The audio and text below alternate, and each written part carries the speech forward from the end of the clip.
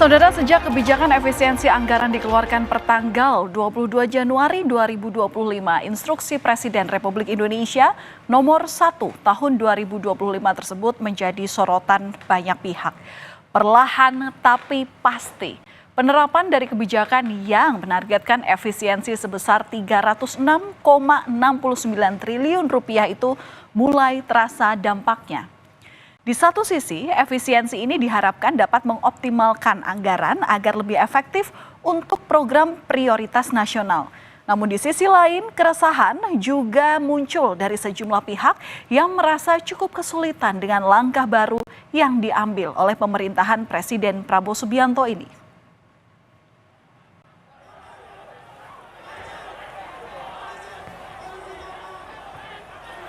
Dari kalangan mahasiswa misalnya, protes disuarakan mahasiswa dari berbagai universitas di Jawa Timur yang menyinggung perihal efisiensi anggaran pendidikan.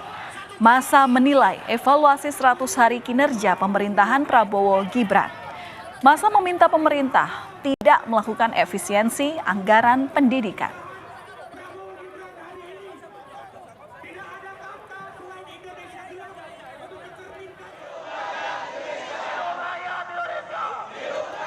Protes keras juga disuarakan mahasiswa dari berbagai universitas di Jakarta.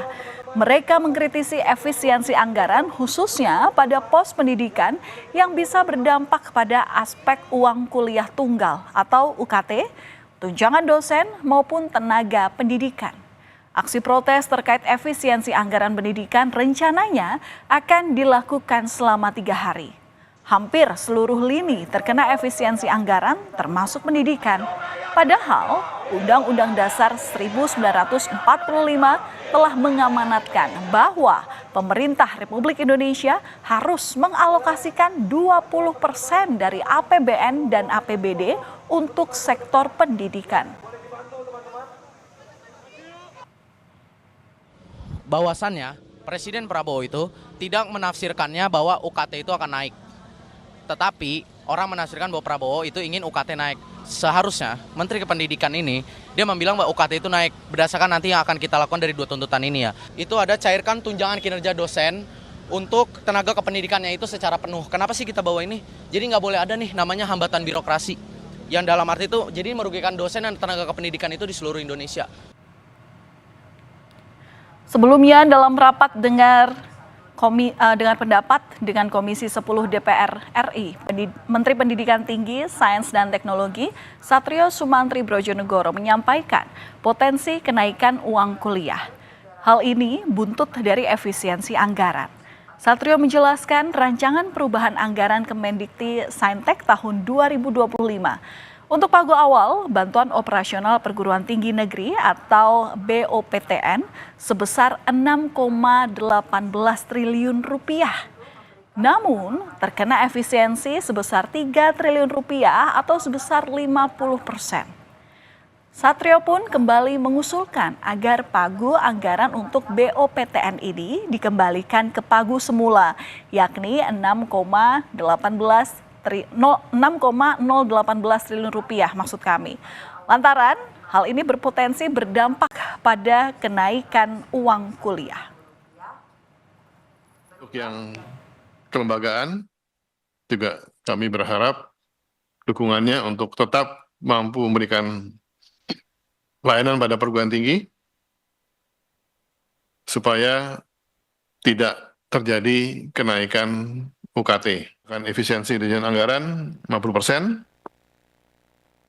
Kami usulkan kembali supaya posisinya kembali kepada pagu awal, yaitu 6,018 triliun. Karena kalau BOPTN ini dipotong separuh, maka ada kemungkinan perguruan tinggi harus menaikkan uang kuliah. Namun tak lama setelah pernyataan Menteri Pendidikan Tinggi, Sains dan Teknologi itu, Menteri Keuangan Sri Mulyani langsung melarang naiknya uang kuliah tunggal atau UKT meski ada pemangkasan anggaran pada bantuan PTN.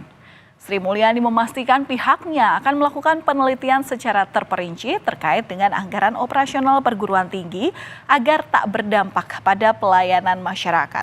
Sri Mulyani juga memastikan pemangkasan anggaran terjadi pada bantuan PTN, sedangkan anggaran beasiswa Kartu Indonesia Pintar tidak terdampak efisiensi anggaran. Mengenai atau terkait bantuan operasional pendidikan ke perguruan tinggi.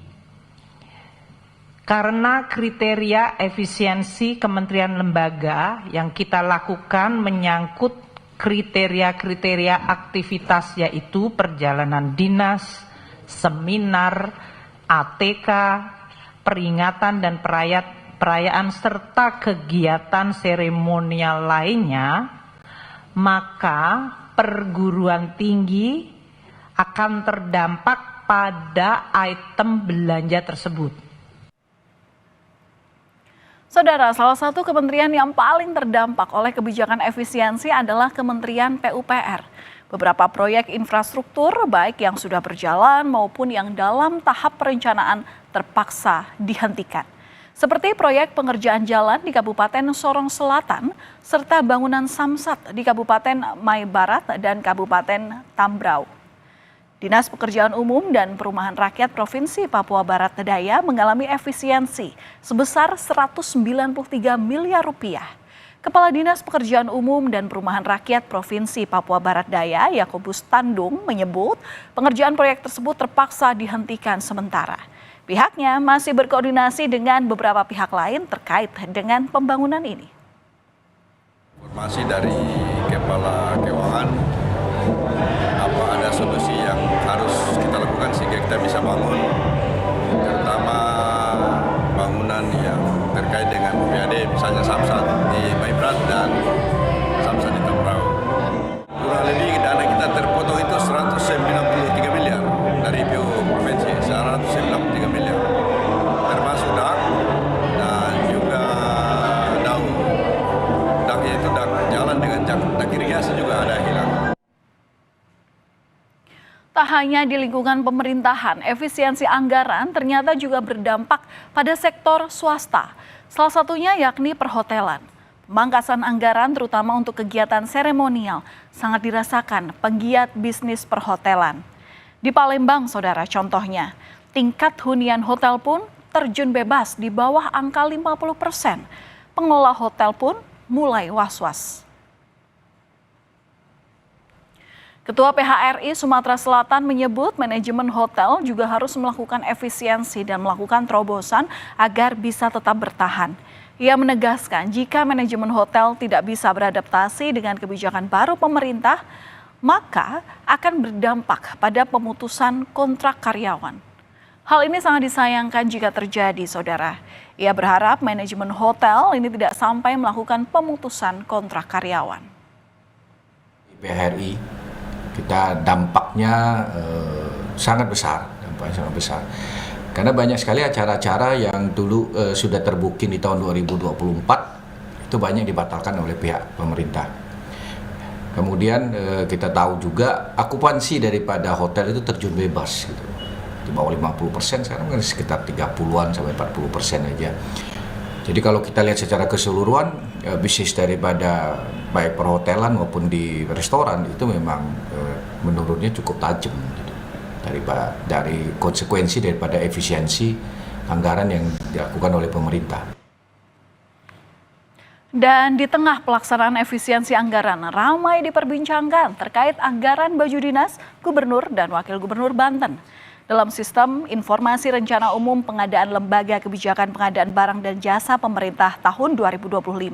Anggaran untuk pakaian dinas gubernur dan wakil gubernur Banten mencapai 1 miliar 15 juta rupiah. Selain pakaian dinas, Pemprov Banten juga menganggarkan untuk kendaraan dinas sebesar 5 miliar rupiah dan tempat tidur sebesar 500 juta rupiah.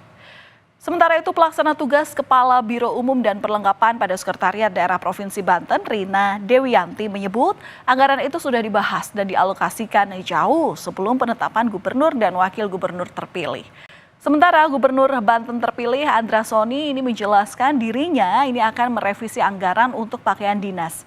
Andra Soni menyebut akan menggunakan dana pribadi dan akan melakukan efisiensi anggaran dalam kepemimpinannya. Dinas, gubernur dan wakil gubernur itu kita bahas pada perubahan APBD 2025. Artinya jauh sebelum gubernur dan wakil gubernur terpilih ditetapkan. Ini adalah melalui mekanisme pembahasan APBD di sekitar Oktober di KUAP-PAS ini sudah dibahas. Artinya memang itu sudah melalui pembahasan di APBD 2025. Jadi besaran terhadap pengadaan pakaian gubernur wakil gubernur ini kita sudah umumkan di dalam RUP, tetapi dalam proses pelaksanaannya tentu kita menunggu arahan dari Pak Gubernur dan Wakil Gubernur terpilih itu kita harus efisien dan efektif. Saya ingin sampaikan bahwa untuk pakaian dinas saya pelantikan hari ini, pelantikan besok, saya dengan Pak Wakil Gubernur menggunakan dana pribadi. Ya, dana pribadi karena apa? Kami belum dilantik, Pak. Kami belum bisa menggunakan. Itu pertama. Kedua, tentu ini adalah bagian dari efisiensi. Pakaian dinas itu lebih bermanfaat yang lain daripada pakaian dinas. Toh, pakaian dinas itu kan dipakai jarang-jarang ya, untuk acara-acara tertentu. Dan masih bisa kita cover pakai dana pribadi. Untuk yang belum dibelanjakan, anggaran yang telah ditentukan oleh pemerintah Provinsi Banten sebelumnya, sebelum kami terpilih, tentu kami akan evaluasi. Dan yang belum terbelanjakan untuk keperluan kepala daerah dan wakil kepala daerah, itu akan kami lakukan efisiensi. Lain halnya dengan Banten, Gubernur Jawa Barat terpilih Deddy Mulyadi sebelumnya mengaku telah menyiasati instruksi Presiden dengan tentang efisiensi belanja dalam pelaksanaan PBDN dan APBD 2025. Deddy Mulyadi menghapus anggaran untuk baju dinas miliknya. Selain itu, biaya perjalanan dinas luar negeri yang dialokasikan sebesar 1,5 miliar rupiah juga dihapus. Sedangkan perjalanan dalam negerinya dipotong dari 1,8 miliar rupiah hanya menjadi 700 juta rupiah. Anggaran yang dipotong dan dihapus ini kemudian akan difokuskan untuk melakukan pembangunan serta perbaikan sarana prasarana pendidikan hingga kesehatan. Sudah melakukan perhitungan pembiayaan pembangunan di Jawa Barat, sudah mencoba menitik beratkan pada pembangunan yang menjadi kebutuhan dasar, tidak menggunakan anggaran untuk kepentingan yang tidak penting. Saya kan berikan contoh, anggaran untuk baju dinas saya dihapus, anggaran perjalanan dinas luar negeri saya 1,5 miliar, nol. Perjalanan dalam negeri saya hanya disisakan sekitar 700 dari 1,8. Peneliti Institute for Development of Economics and Finance atau INDEF, Abdul Manap Pulungan ini menyebut efisiensi anggaran memiliki dampak positif dan juga negatif. Dampak positifnya akan ada peningkatan efisiensi penggunaan anggaran dan lebih tepat sasaran. Pihaknya selama ini menilai banyak anggaran yang digunakan tidak tepat sasaran. Sedangkan dampak negatifnya akan mempengaruhi bisnis dan ekonomi ke depan. Pemerintah pun diminta untuk meningkatkan investasi di tengah efisiensi yang bertujuan untuk penghematan anggaran negara. Akan ada peningkatan efisiensi penggunaan anggaran dan lebih tepat sasaran karena evaluasi yang kita lakukan di Indef itu banyak sekali anggaran KL itu yang tidak tepat sasaran, terutama dari perjalanan dinas maupun rapat-rapat yang sebetulnya tidak harus di luar kantor gitu ya. Nah, dengan adanya penghematan ini kita juga ingin memberikan narasi yang baik bagi pelaku bisnis di Indonesia bahwa kita sudah melakukan penghematan perbaikan di berbagai hal agar nanti efisiensi dari pelaksanaan pekerjaan, perbaikan iklim usaha itu lebih dapat ditingkatkan. Nah, dari sisi negatif memang tadi pada akhirnya akan mempengaruhi bisnis maupun ekonomi ke depan. Saudara, kebijakan efisiensi anggaran ini memang menuai pro dan kontra karena berdampak pada banyak sektor. Efisiensi anggaran harus efektif dan dilakukan secara proporsional. Jangan sampai hanya karena alasan efisiensi anggaran, pelayanan terhadap masyarakat menjadi terganggu.